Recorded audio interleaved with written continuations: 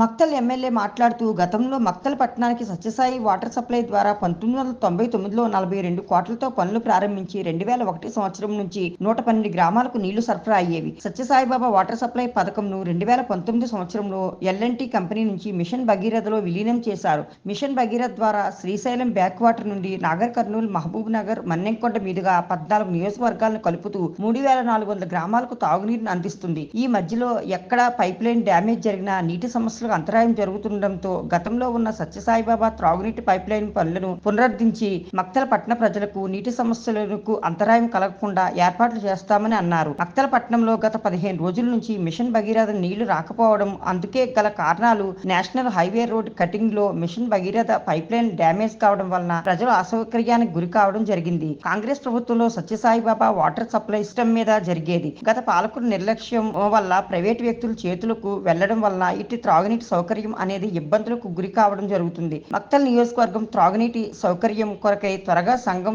బండ project reservoir నుండి దాదాపు 430 కోట్ల అంచనాలతో త్రాగునీటి శాశ్వత పరిష్కారం కొరకు కృషి చేస్తామని ఎమ్మెల్యే తెలిపారు. ఆ రోజు ఆ సత్యసాయిబాబా గారు చెరువు తీసుకొని ఈ ప్రాంతం ఎండిపోయి నీళ్లు తాగడానికి లేవనేటువంటి ఆలోచన రాకపోయి ఉండింటే ఇప్పుడు మన పరిస్థితి ఎంత ఘోరంగా ఉంటుందో ఒకసారి ఆలోచన చేయాల్సిన అవసరం ఉంది.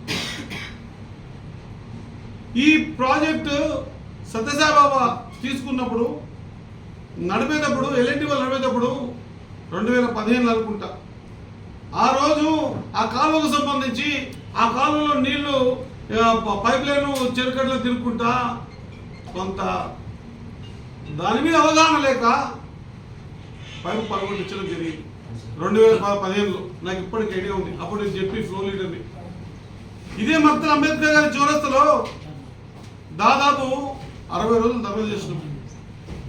అఖిలపక్షం అందరిని పిలిస్తే ఎవరు రాలే. ఆ రోజు బీజేపీ వాళ్ళు వచ్చారు, మిగతా అందరూ వచ్చారు, కాంగ్రెస్ వచ్చింది, సంఘాలంతా వచ్చినాయి, ధర్నా చేసినాం. టీఆర్ఎస్ రాలే. ఆ రోజు ధర్నా చేసిన తర్వాత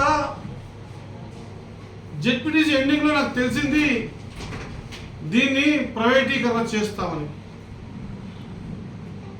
ఆ తర్వాత జిల్లా అధ్యక్షుడిగా ఉన్నప్పుడు ఈ సంస్థ అంతా కూడా 2019 వరకు నిరాకాటంగా చిన్న చిన్నది ఏమన్నా తప్పులు ఉంటే కూడా ఆ వాకిటాకిలో రాత్రి పగలు తిరిగి ఆ పైప్ లైన్ క్లియర్ చేసి మనకు నీళ్ళు ఆపేది.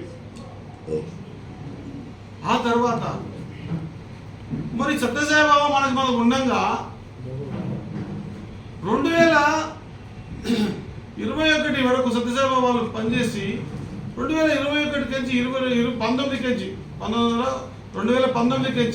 22 వరకు దీన్ని ఆనాడున్న టీఆర్ఎస్ గవర్నమెంట్ మెగా వాళ్ళకి ఇచ్చింది. దాన్ని ఏమి యాడ్ చేసిండ్రు? మిషన్ భగీరథకి యాడ్ చేసి మెగా వాళ్ళకి ఇచ్చింది. ఆనాటి నుంచి అప్పటిదాకా ఎల్&టీలో పనిచేస్తున్నటువంటి దీనిలో పనిచేస్తున్నటువంటి ఎంతో మంది ఎల్&టీ వర్కర్స్ అందరూ కూడా ఏనాడు కూడా ఇబ్బందులు పడకుండా వాళ్ళ జీతాలు కానీ మంచి చెడు అంతా చూసుకునేది ప్రభుత్వం. ఆ తర్వాత ఎల్&టీకి ఇచ్చిన తర్వాత ఈ ఎల్&టీలో పనిచేస్తున్నటువంటి లైన్మెన్లకు అందరికి కూడా ఇబ్బందులకు గురి చేసి వ్యవస్థలంతా చిన్న భిన్నం చేసి పడేసింది.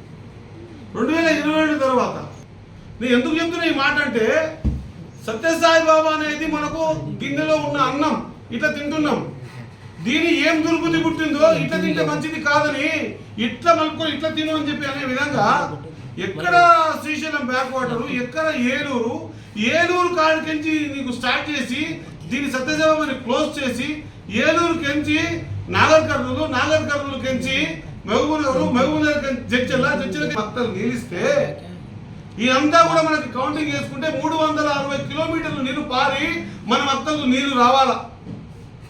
360 కిలోమీటర్లు పారినప్పుడు 1వ కిలోమీటర్ కానీ 2వ కిలోమీటర్ కానీ 10వది కానీ 100వది కానీ 200వది కానీ 300వది కానీ 359 కిలోమీటర్ కూడా ఏడ బొక్కపడ్డా మక్తలు నీళ్లు రావు.